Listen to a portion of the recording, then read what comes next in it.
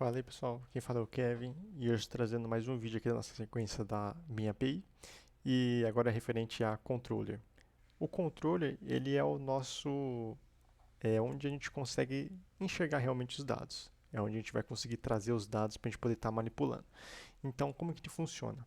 A gente tem que passar um nome de um endpoint, aqui a gente trabalha com endpoint. Então, qual que é o nome desse produto controller? Se chama barra produto, beleza? Então é assim que a gente encontra o caminho desse nosso controller, beleza? Quando a gente vai acessar a nossa API.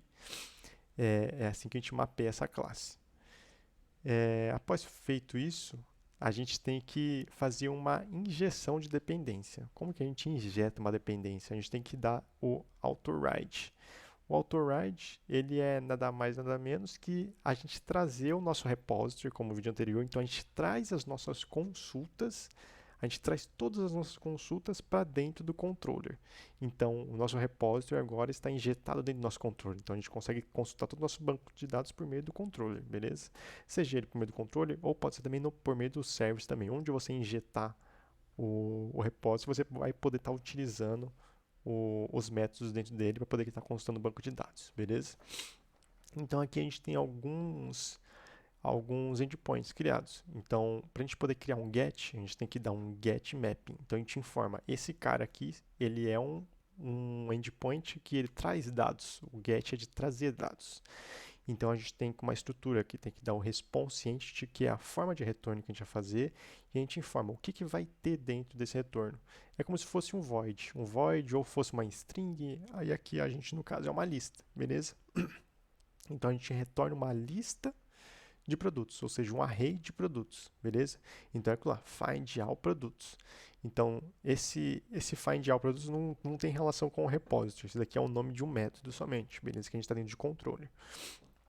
O repository ele já está aqui, ó, repository.findAll. Então, o meu repository está trazendo todos os meus dados de produtos, beleza? Aí, como eu sei que ele está trazendo todos os meus dados de produtos, se a gente for lá em repository de produtos, a gente vê que para o JPA a gente está informando que a gente está acessando a tabela de produtos aqui, beleza? Então, é assim que a gente sabe que a gente tem os dados de produtos. Então, fechou. Aqui a gente consegue trazer todos os nossos dados de produtos. O outro já é referente ao get mapping e a gente está passando um caminho para eles. Então, a gente está passando um barra ID. Esse barra ID, ele é um identificador. Então, a gente sabe que aqui, depois do barra, ele vai receber algum tipo de dado. E a gente está mapeando esse dado dentro do nosso path variable. Então, ele é um caminho de variável. Então, a gente informa o ID, que está dentro de chaves, a gente informa que esse cara aqui é uma variável e ela está mapeada aqui dentro. Então, tudo que a gente escrever depois daqui, ele vai estar armazenando aqui no nosso long ID, que a gente vai estar utilizando para poder fazer a consulta dentro do nosso repository, dentro do nosso banco de dados, beleza? Então, a gente dá o nosso repository, find by ID, a gente passa um ID específico que a gente capturou no nosso endpoint. Então, quando a gente passou aqui, a gente está capturando esse dado e jogando ele aqui para dentro. E aí a gente está só fazendo o nosso retorno. Então a gente está dando um map para ele e capturando o dado e armazenando ele no nosso repository para dar nosso retorno. Se ele não encontrar nada, ele só não vai retornar nada para a gente, beleza? E também temos um post mapping. Um post mapping ele já é para você poder inserir um dado novo. Então aqui o post é de inserção de dados. Então, mesmo esquema, só que aqui no caso a gente está retornando somente um produto, assim como aqui a gente retorna só um item só, aqui a gente retorna somente um item também. Então, aqui a gente já é diferente a estrutura, porque como é um post, a gente não trabalha com somente a URL. Na URL a gente passa o caminho, mas a gente não passa nenhum parâmetro no caminho, até porque ele é um post, a gente passa dentro do body. Então, o body recebe o objeto, o nosso objeto que a gente quer cadastrar dentro do banco. Então, tem toda uma estrutura JSON dentro dele. Então, a estrutura JSON é a estrutura do produto. Então, ele é um produto em formato de JSON, que é a forma como o Spring vai conseguir entender e conseguir mapear cada coluna e inserir esses dados de acordo com a coluna. Beleza? E aí a gente tem que dar um status, então a gente dá um status HTTP de created, como ele é um post, ele cria novos dados. O body aqui, ele é para ele poder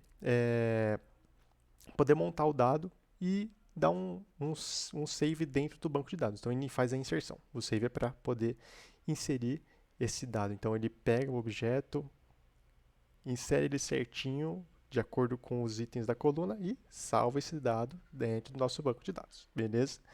O put já é de atualizar um dado.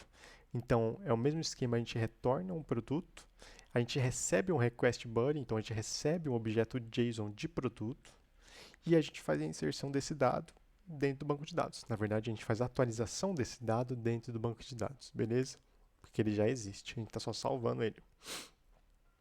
E aqui a gente tem um delete mapping que ele é para deletar um dado. Então, assim como no mapping ID a gente passa um ID para a gente identificar o item, no delete mapping a gente passa um ID para a gente deletar um item específico.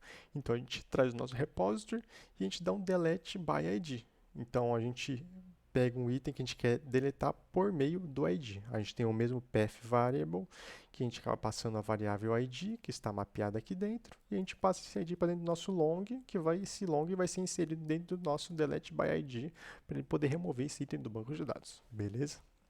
Então essa é a estrutura, é bem simples, tanto para categoria, ele é a mesma estrutura, não muda simplesmente nada. O que vai mudar é o nome do mapeamento, os retornos, os nomes de retornos.